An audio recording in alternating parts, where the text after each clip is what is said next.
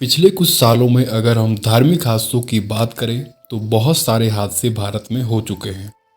ठीक ऐसा ही हादसा हाल फिलहाल में 2 जुलाई 2024 को भारत में देखने को मिला है।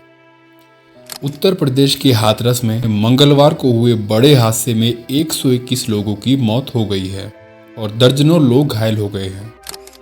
वीडियो में आपको जो भी जानकारी बताई जाएगी वो न्यूज़ आर्टिकल से इकट्ठा की गई जानकारी होगी। तो आइए पूरी स्टोरी को जानते हैं। उत्तर प्रदेश के हाथरस जिले में 2 जुलाई को बड़ी घटना घटित हुई है। भोले बाबा के सत्संग में अचानक से भगदड़ मचने से कम 121 लोगों की मौत हो गई है और वहीं कई लोग घायल भी बताए जा रहे हैं। हालांकि मौत का आंकड़ा और भी बढ़ सकता है। आपको मैं बता देता हूं कि संत भोले बाबा, जिन्हें नारायण साकार हरि भोले बाबा के नाम से भी जाना जाता है, इन्हीं भोले बाबा का सत्संग हाथरस में हो रहा था और भीड़ में कुछ ऐसा हुआ कि 100 से अधिक लोग मारे गए। भक्त इन्हें भोले बाबा के नाम से भी पुकारते हैं क्योंकि उनकी फिलहाल फैन फॉलोइंग बहुत ज़्यादा है और इसलिए भक्तों ने उन्हें नाम दिया है भोले बाबा का। लेकिन लोग उनके बारे में जानना चाह रहे हैं। तो हादसे के बारे में बात करने से पहले मैं आपको बता देता हूँ कि आखिर ये भोले बाबा है कौन और ये यहाँ तक कैसे पहुँचे हैं। तो न्यूज़ आर्टिकल्स के मुताबिक नारायण साकार विश्व हरि भोले बाबा मूल रूप से उत्तर प्रदेश के एटा जिले के बहादुर नगरी गांव के रहने वाले हैं और उनकी शुरुआती पढ़ाई लिखाई यहीं पर हुई। यानी कि पढ़ाई लिखाई उन्होंने अपने गांव के स्कूल से ही की है और बाद में पढ़ाई पूरी करके वो इंटेलिजेंस विभाग में नौकरी करने के लिए भी गए थे। लेकिन फिर कुछ सालों के बाद उन्होंने वीआरएस लेकर, यानी कि समय से पहले अपनी नौकरी से रिटायरमेंट लेकर अपना जीवन आध्यात्म की तरफ मोड़ दिया। भोले बाबा के दावे के मुताबिक रिटायरमेंट लेने के बाद उनका रहन सहन बहुत ज़्यादा चेंज होने लगा, यानी कि वो भगवान की भक्ति में लीन हो गए। इसके बाद उन्होंने अपना जीवन मानव कल्याण में लगाने का फैसला कर लिया। वो भक्तों की गुजारिश पर अलग अलग स्थानों पर घूमकर सत्संग करते हैं। भोले बाबा का कहना है कि उनके सत्संग में जो भी दान दक्षिणा चढ़ावा आता है उसे वो अपने पास नहीं रखते हैं, बल्कि भक्तों में खर्च कर देते हैं।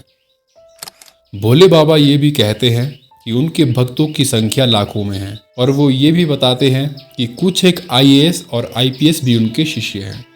तो अभी तक मैंने आपको भोले बाबा के बारे में बताया। अब मैं बात करता हूँ उस दिन की जिस दिन एक भीड़ ने लोगों को पैरों तले कुचल दिया। तो बात है 2 जुलाई 2024 की। 2 जुलाई को उत्तर प्रदेश के हाथरस के सिकंदरारारू कस्बे के फुलरे गांव में भोले बाबा का सत्संग होने वाला था। गांव में उनके भक्तों ने उनके आने की तैयारियां अच्छे से कर ली थी। कार्यक्रम में आने वाले हजारों लाखों की संख्या में भक्तों को देखते हुए 100 बीघा खाली खेत पर सत्संग की व्यवस्था भी की गई थी। हजारों लोगों के लिए खाने पीने का इंतजाम भी किया गया था। उत्तर प्रदेश के साथ साथ दिल्ली और हरियाणा से भी भारी संख्या में कार्यक्रम में लोग पहुंचे थे।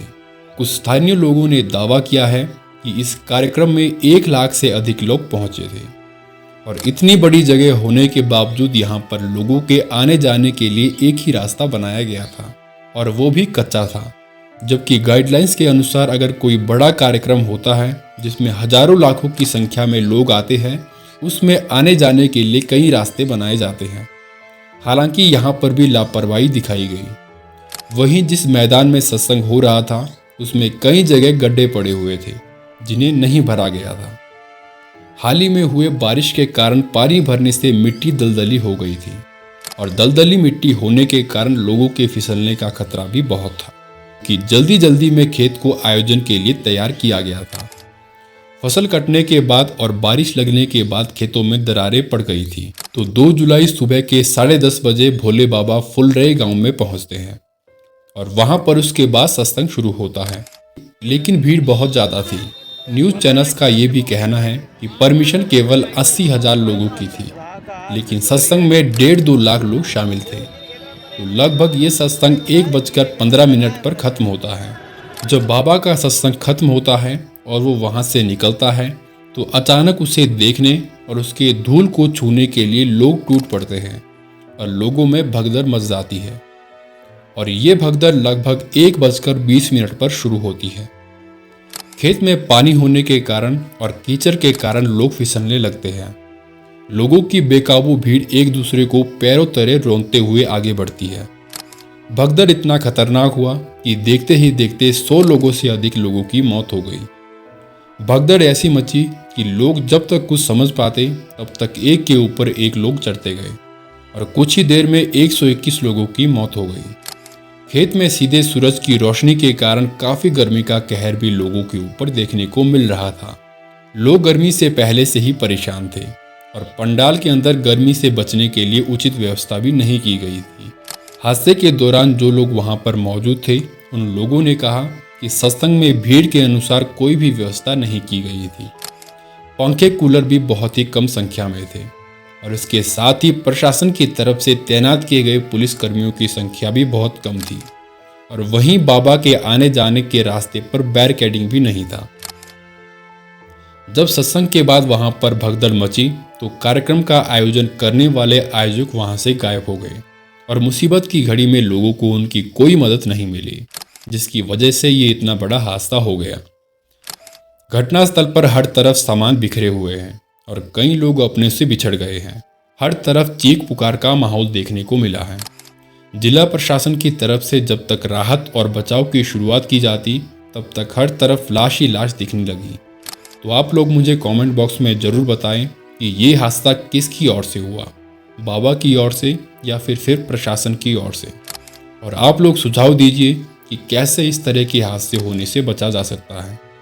फिलहाल इस वीडियो में इतना ही। मिलते हैं आपको एक और क्राइम कहानी के साथ, तब तक के लिए धन्यवाद। Thank you so much.